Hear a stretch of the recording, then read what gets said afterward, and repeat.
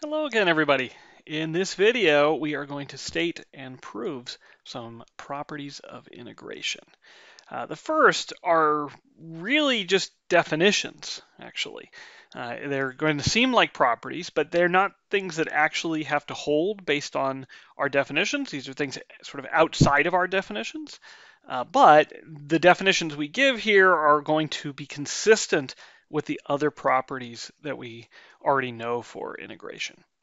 So we're going to start here with empty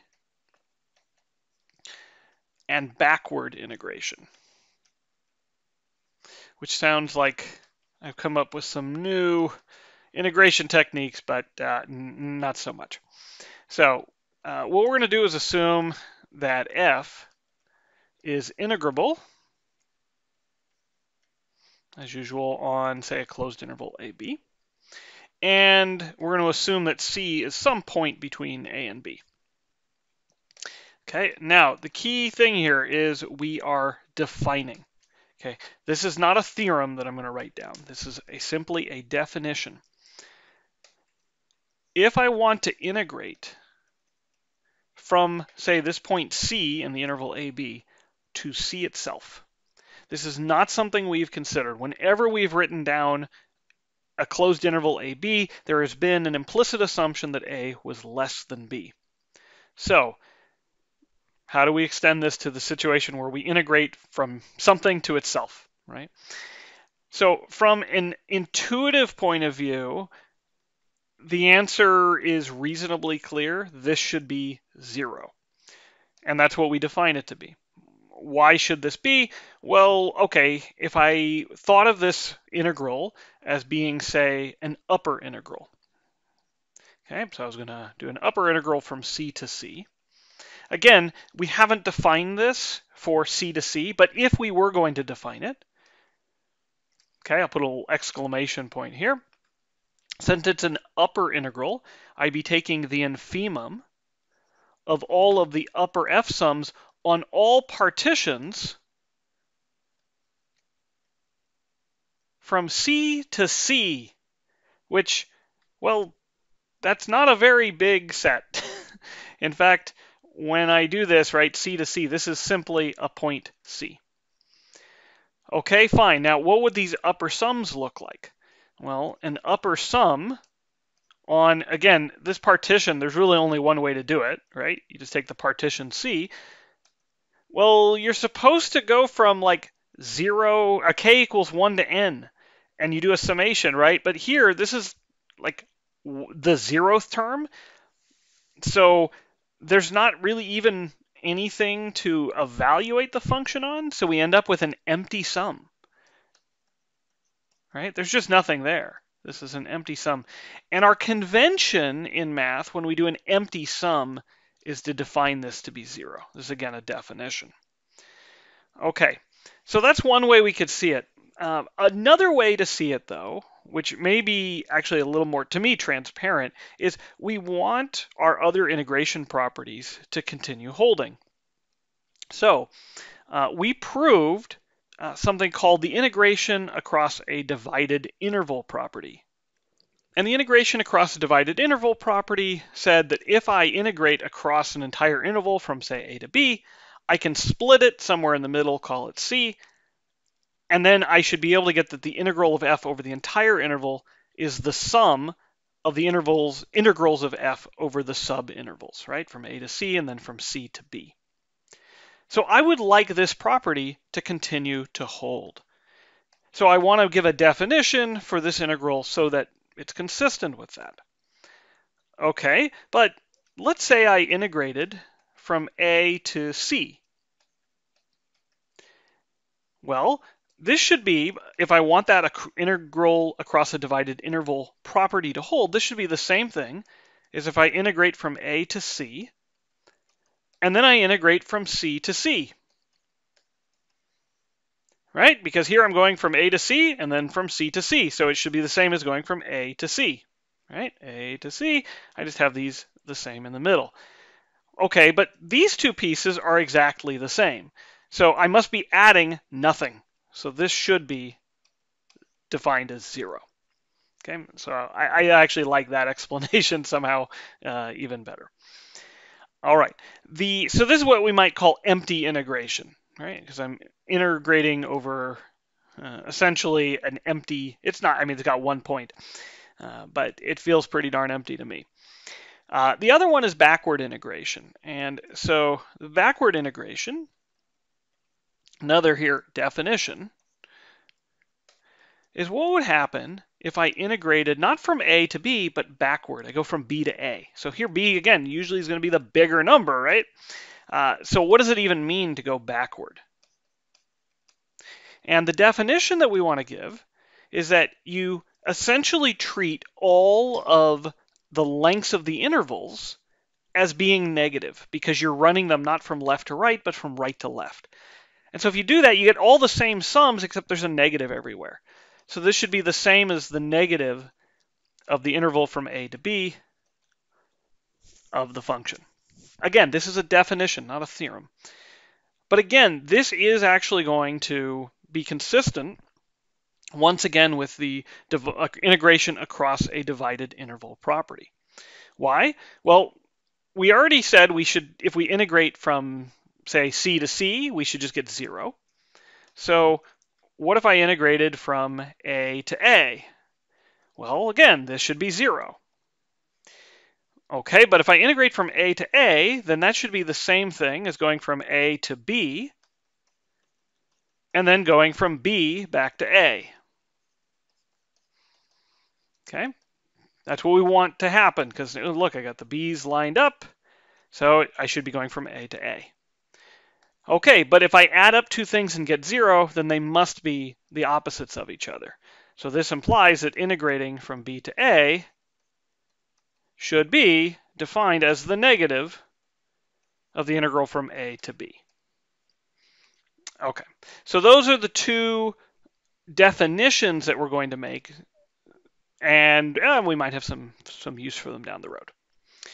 Okay, we also want to do some theorems in this video. Okay. So I'm going to do a theorem which I'm just going to call the integration omnibus theorem. We've had some omnibus theorems this semester, so why not one more?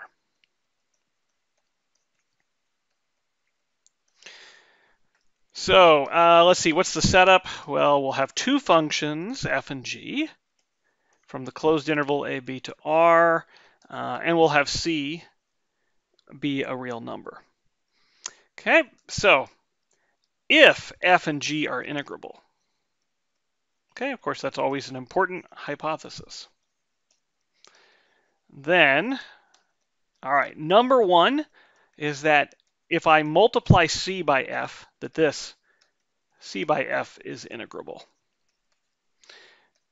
Furthermore, the integral of cf is equal to c times the integral of f. So I can pull constants outside of integrals. All right, so let's try to prove that.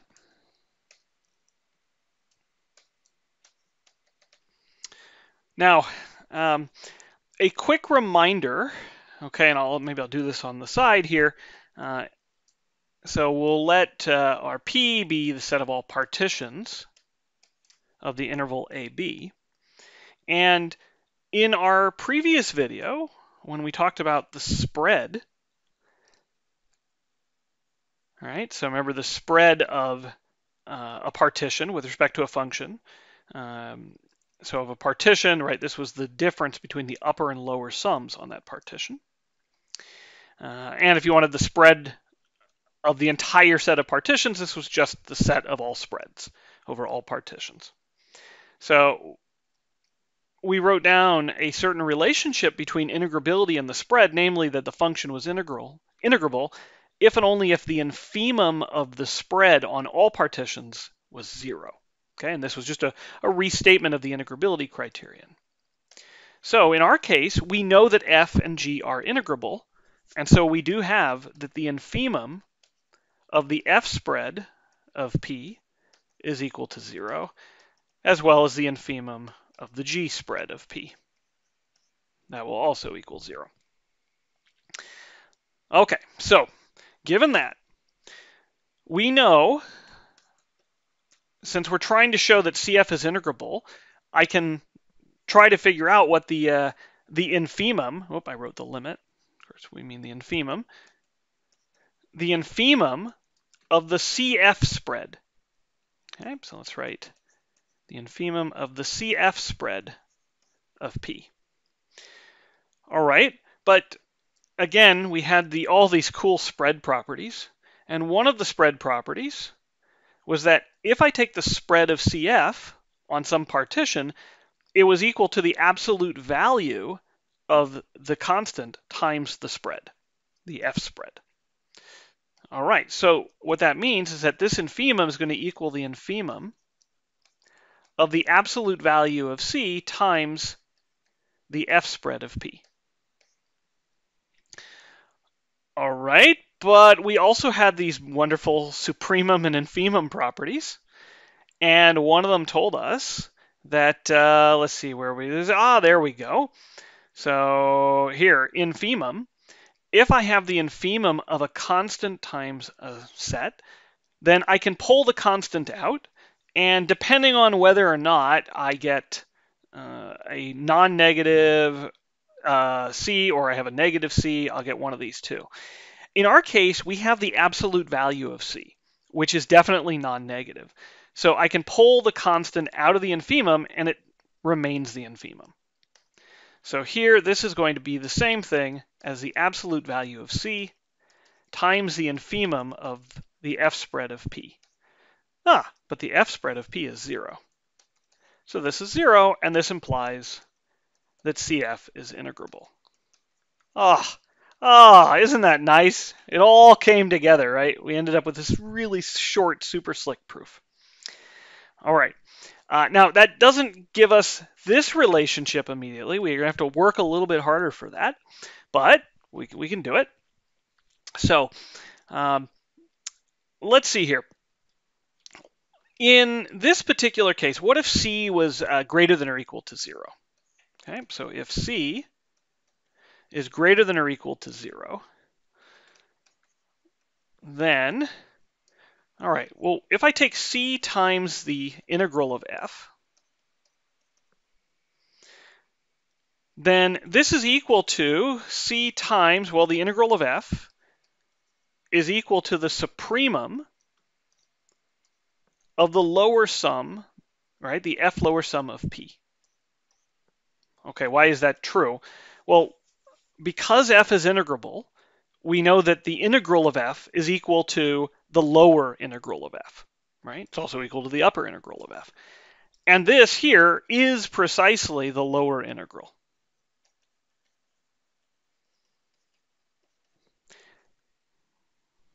Okay, fine. But we had these suprema properties, which said, oh, well, if C is non-negative, I can put the C back inside the supremum. So this is equal to the supremum of C times the lower sum of P. All right, but we also had lower sum properties. Okay, so let's jump back into there. And we had a lower sum property. There it is. If I have the lower sum of C and C is non-negative, I can pull the C inside and out, right? So CLF is the same as LCF. So this is actually the same thing as the supremum of LCF of P. But now this is exactly the lower integral of CF. But we know that CF is integrable, right? We proved that already in this problem. And if the lower integral of, if CF is integrable, then the lower integral of CF equals the integral of CF. So this is equal to the integral of CF. And we've shown we can pull the C outside of the integral, at least for C greater than or equal to 0. All right, if C is less than 0, it's essentially going to be the same, except we are going to have to possibly swap around some sups and infs. Okay, so let's see. If C is less than 0, then again, C times this integral is equal to C times the supremum, LF of P. But if I put the C inside the supremum, because C is negative, this is going to become the infimum of C times LF of P. All right, but let's go back to our upper and lower sum properties. When C is negative, if I have a C times, here we go, up here, C times LF, for C negative, is actually equal to UCF. So C times the lower sum, because C is negative, is going to be the upper sum of CF. But the infimum of the upper sum is precisely the upper integral of CF. And because, again, CF is integrable, the upper integral is equal to the integral. So this is, again, the integral of CF. All right, so that finishes the proof of number 1. All right, let's go to number 2 then. So for, number 2, there we go. The claim is that f plus g, right? So we had 2 functions from a to b, both integrable, and the claim is that f plus g is integrable. And, well, what happens if I integrate f plus g? This should be the same as the sum of the integrals of f and g.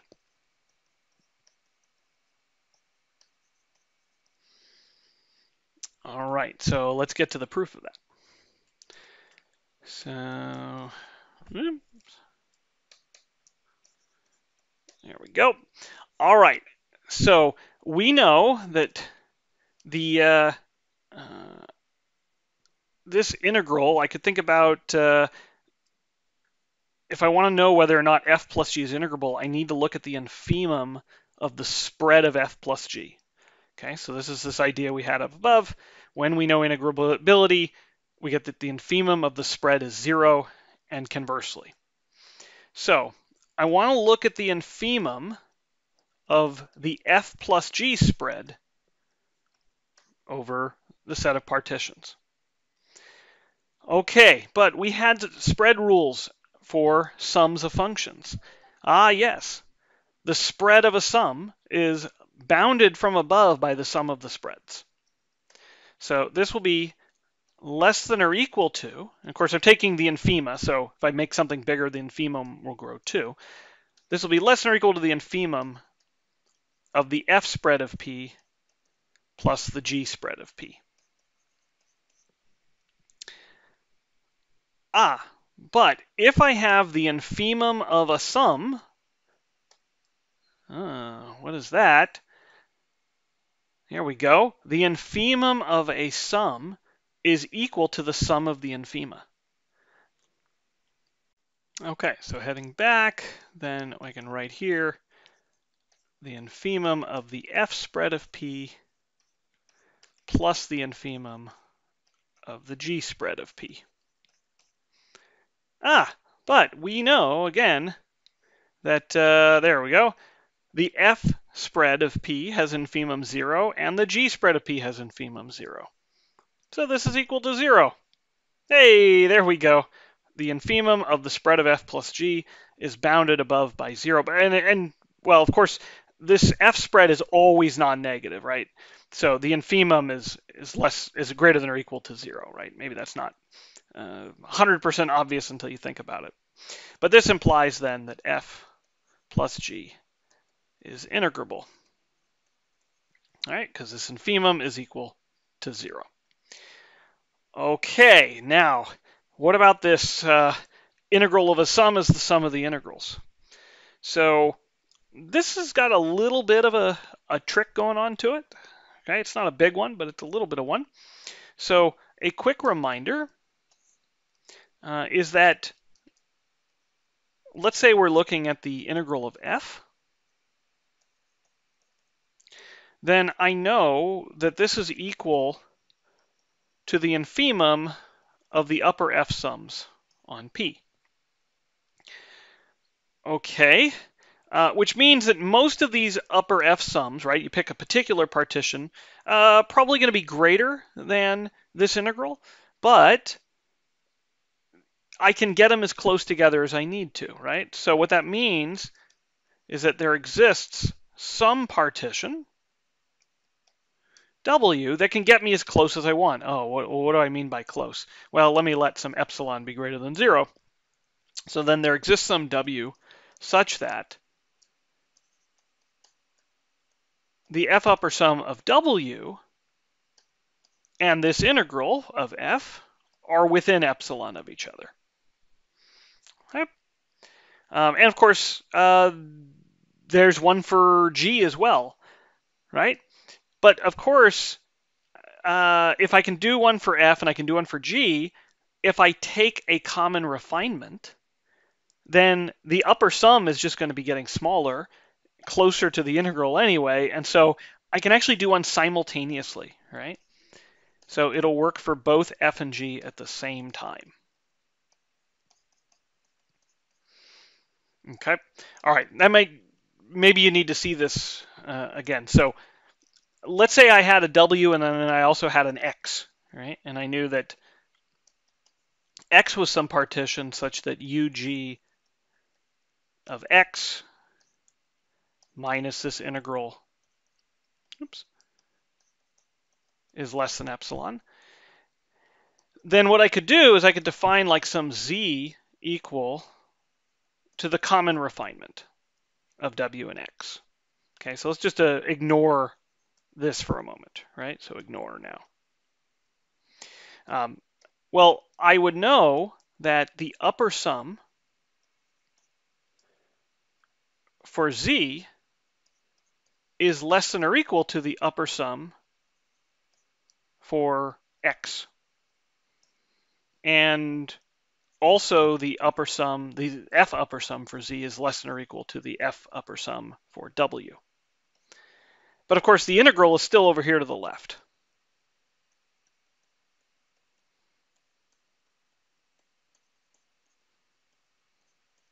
So if I know that the entire distance is less than epsilon in each case, then I know that these subdistances are less than epsilon.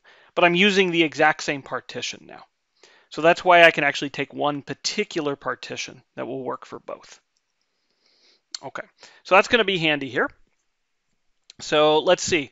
If I try to compute the integral of f plus g,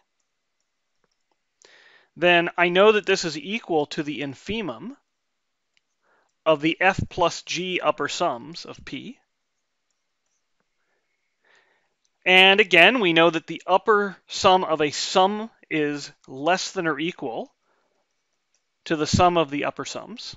So uf plus ug. Okay, but now here's the thing. I know that I can find specific partitions so that, so this is going to be, say, using this W, this is going to be less than or equal to UFW plus UGW. All right, because again, each one of these, like I'm looking here at the infimum over all possible sums of partitions. So here I'm just taking a particular sum of upper sums of partitions. So this has got to be less than or equal to it. But from over here, I know that, say, UF of W is less than this integral plus epsilon.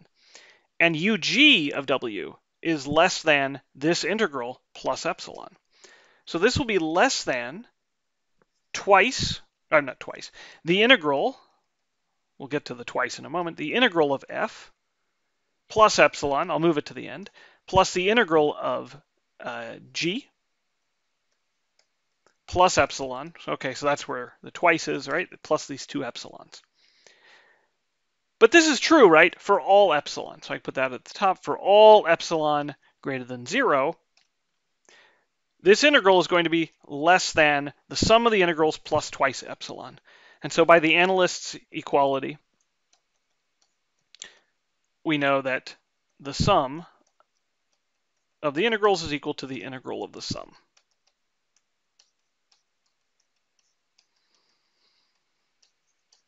Okay, when I say analyst's inequality, I'm talking about this thing, right, where A is equal to B if and only if the absolute value of the difference is less than epsilon. If I put a positive constant here, it doesn't matter. For all epsilon greater than 0. I wrote negative, positive constant. Okay. Very good, very good. So that's a proof of essentially 1 and 2 give us what are sometimes called the linearity properties of the integral. All right, let's move on then to number 3. All right, so number 3, this is just something that happens very often. In calculus, you integrate a constant. Okay? And it just drives me crazy every time I watch students compute this using the fundamental theorem of calculus. This is much easier. Whenever you integrate a constant, it's just a constant times the length of the interval, right? The length of the interval from A to B is B minus A. So you just take the length of the interval times the constant. Done. Okay. So let's prove that this holds. This should be pretty painless relative to the previous ones. So first, it is important to know C, right, as a function is integrable, right? Since it's continuous, for example. Yep, nice. But since it's integrable, then we know that if I integrate, then I'm going to get the infimum of the upper sum on the constant function C over the set of all partitions of AB. Okay, but now for all partitions W, what is the upper sum of W? Well, let's see. If we use the typical notation, we'll get a sum. K goes from 1 to n. We'll have the supremum of the constant function C on, say, an interval ik times the length of the interval. But the constant function is just going to give you C.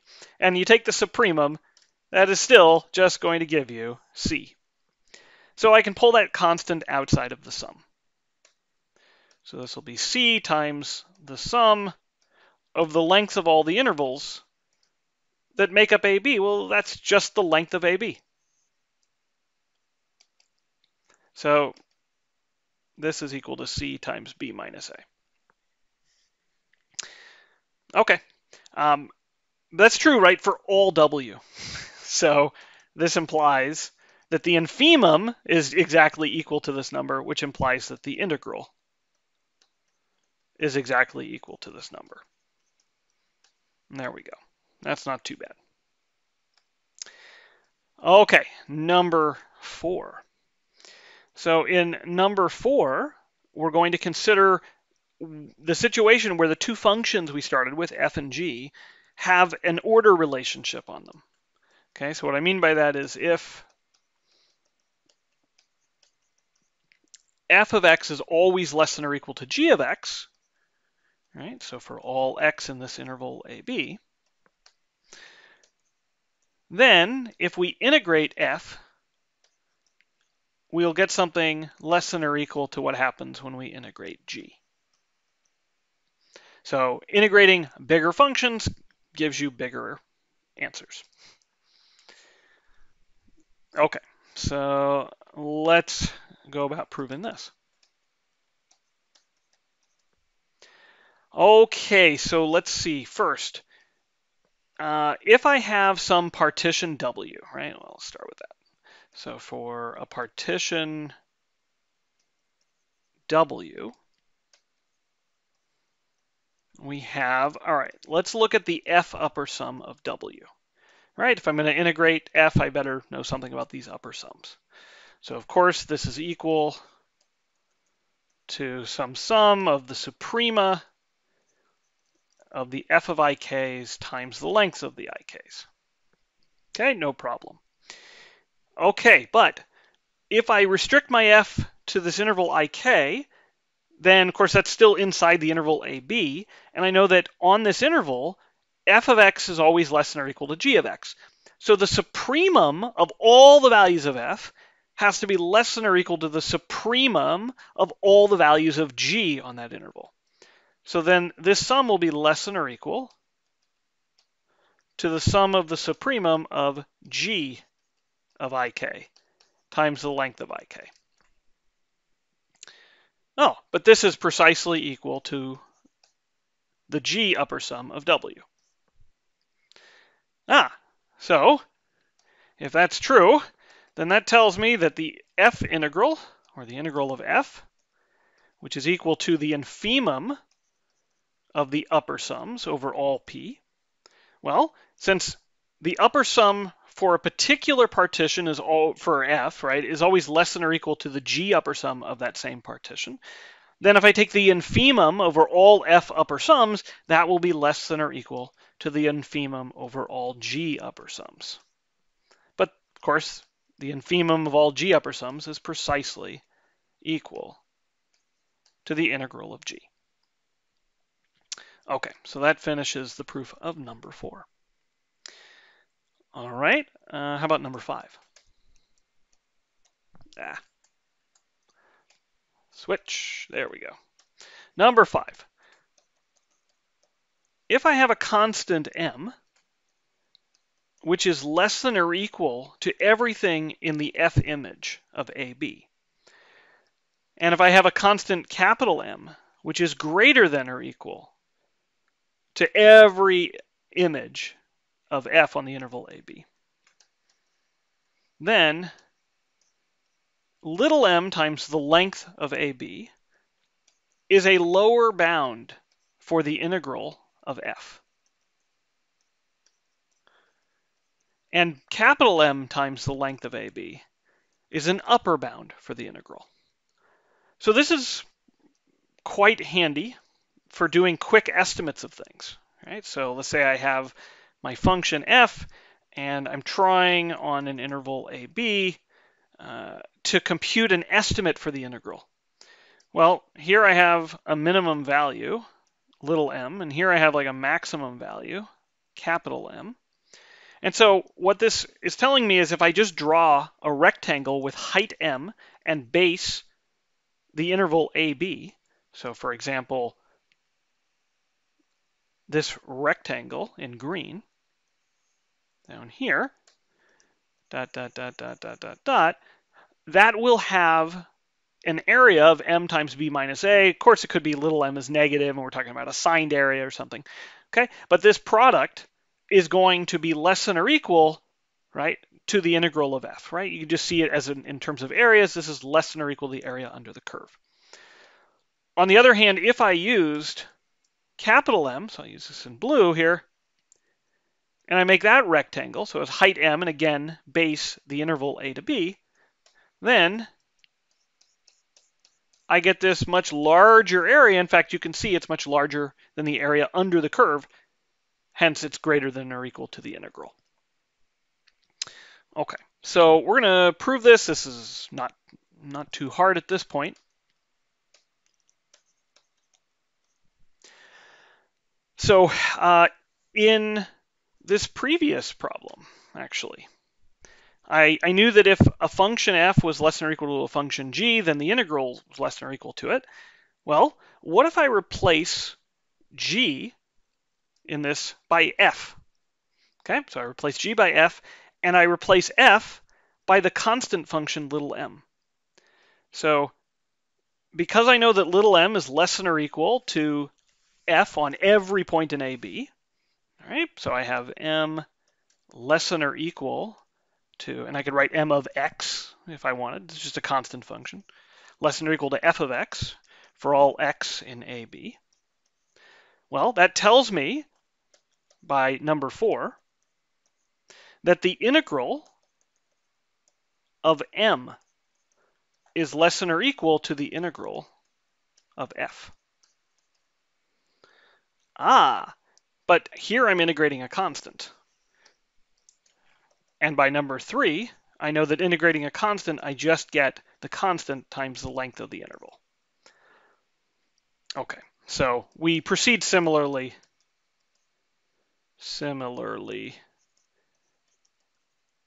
the integral of f is less than or equal to capital M times b minus a. Nice when a plan comes together. All right, finally, number 6. This is our last integration property in this omnibus theorem. And it says that, well, we already know that little f is integrable. Also, the absolute value of f is integrable.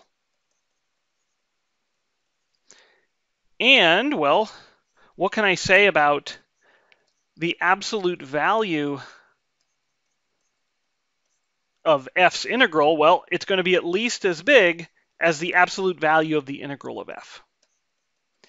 So if I integrate the absolute value of f, that will be greater than or equal to the absolute value of the integral. And this is reminiscent of the triangle inequality. Okay, if you think of an integral as a sum, which is a good way to think about it, this says the absolute value of a sum is less than or equal to the sum of the absolute values. And so this is sometimes called the triangle inequality for integrals.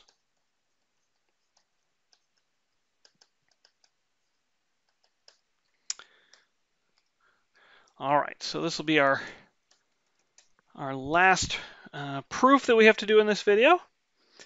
Very nice. So first we want to show that, of course, the absolute value of f is integrable. So using the same technique we have this whole video, I'm going to look at the infimum of the spread, right? The absolute value of f spread over all partitions P. All right, let's head back to our spread properties. So where'd they go? Oh, there it is, way at the bottom. Our last spread property. Hey, just like this is our last integration property, told us that the absolute value of f spread is less than or equal to the f spread. Okay. Well, if that's true, then the infimum of the absolute value of f spread will be less than or equal to the infimum of the f spread. Oh, but f is integrable, so this infimum is 0.